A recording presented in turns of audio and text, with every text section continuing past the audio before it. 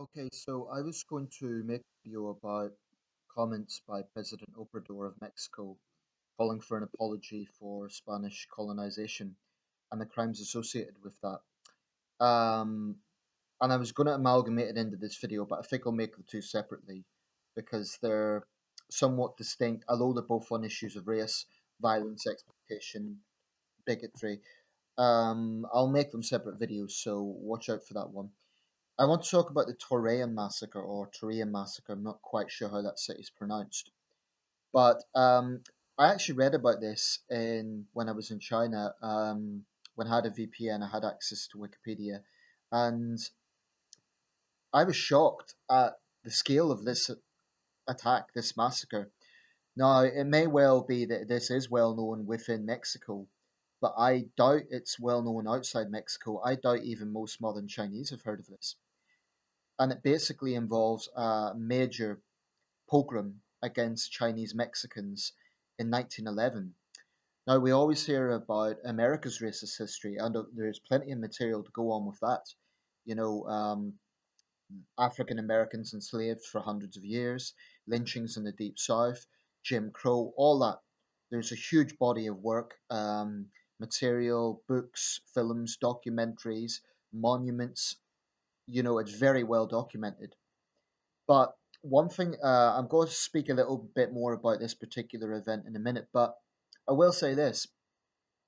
Well, no, I'll talk a bit about the event first. So, this occurred in 1911, just after the outbreak of the Mexican Revolution. So, there was a wider turmoil going on in the country.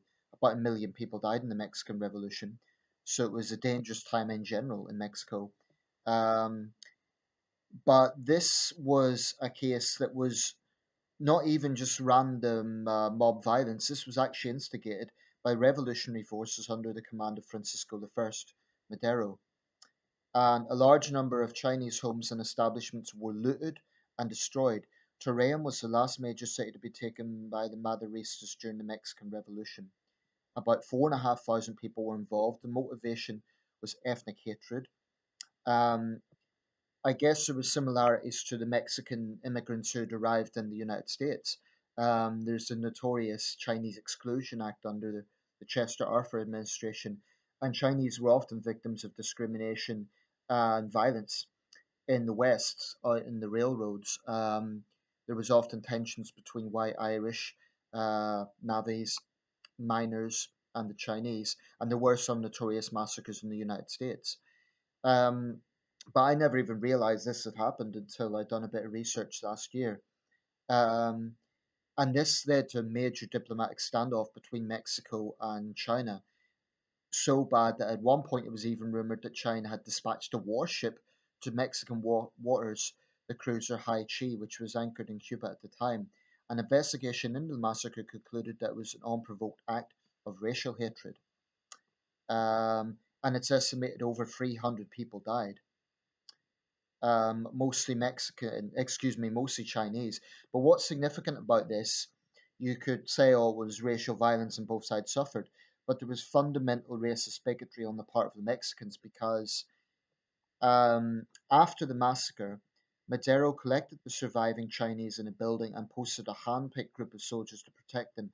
Dead Mexicans were buried in the city's cemetery, but the bodies of the slain Chinese were stripped naked and buried together in a trench.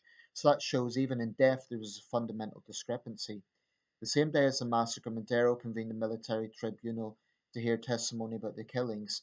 The tribunal came to the conclusion that the Maderistas had committed atrocities, but the soldiers defended themselves by asserting that the Chinese had been armed and the massacre was an act of self-defense.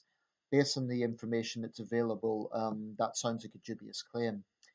It said that in this massacre, 308 Asians were killed, that's presumably predominantly Chinese. Well, 303 Chinese and 5 Japanese. According to the British Vice Consul in Gomez Palacio, the Japanese were killed owing to the similarity of features. So there's clearly racist connotations with this. Um, what caused it? Whether it was jealousy, whether the Chinese were seen as doing well, I don't know. But I'll put a link to this article. The only point I would make is this actually caused a severe rift between the two countries. The Chinese puppet leader at the time, Yuan Kuai, stated that the cruiser Haichi might dock in Mexico after attending the coronation of George V, the future King George V in London, in the event the Haichi docked in Cuba after visiting the United States and halted there while the diplomatic crisis played out. This was a major international incident, and it seems to largely be forgotten outside Mexico. Um, anyway, the point I would make about this now, I'm not going to say that Mexico's never acknowledged it. I don't know what the situation is. It does say in the article that the Mexican Senate debated a number of ways to pay the indemnity. So they owed indemnity to the Chinese through 1912 and 1913, including considering payment in silver. However, the bonds were never approved and their reparation was never made. Um, so the Mexican line was not this was an act of self-defense. They recognized that this was an act of racial hatred, and that repayment was never made. Anyway, the reason I'm mentioning this is because in recent years we've heard a lot of animosity directed towards the United States, especially at Trump's America, about how racist America is.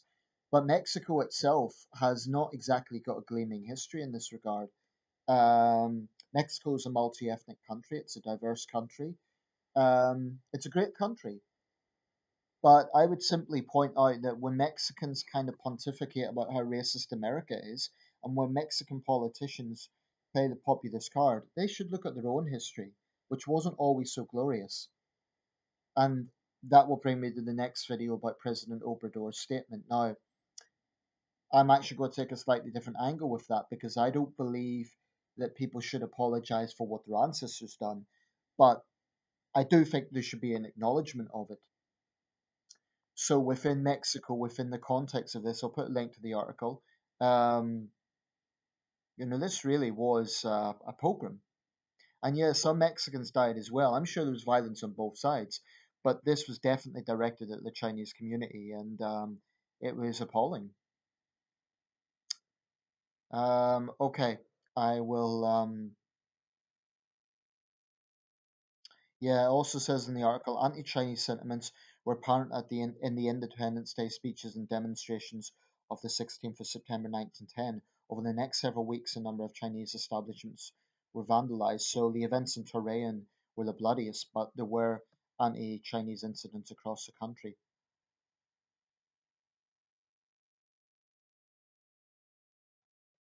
Okay, I will leave it there.